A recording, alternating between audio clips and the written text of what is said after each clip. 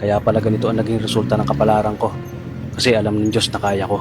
Sa edad kong to, napagod na akong magmadali. Kaya lahat ng ginagawa ko ngayon, ini-enjoy ko na lang.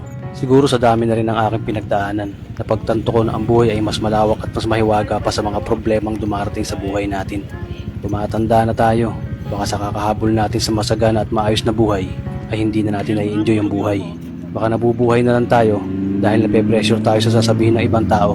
Marami na rin akong mga naging maling desisyon sa buhay, pero lahat yun nagsilbing aral sa akin at natuto ako sa mga pagkakamali ko. May mga taong sobra nating mamahalin at bibigyan ng halaga, pero ibabalik lang sa atin ay kabiguan at matinding trauma. Kaya wag nating lilingunin ng mga taong tulad nila dahil mas payapa kapag hindi ka na interesadong malaman pa kung ano pang balita sa kanila. At wag mong idepende ang sarili mo sa kahit kanino. Tandaan mo, kahit sarili mong anino, iiwan ka din nito kapag madilim na ang paligid mo. Kailangan natin matutunan na huwag ikumpara ang sarili natin sa iba dahil hindi natin laban ang laban nila. Karera mo to, di nila karera. Dahil ang buhay ay hindi naman nasusukat sa kung sino ang mayaman, kundi kung sino ang payapa.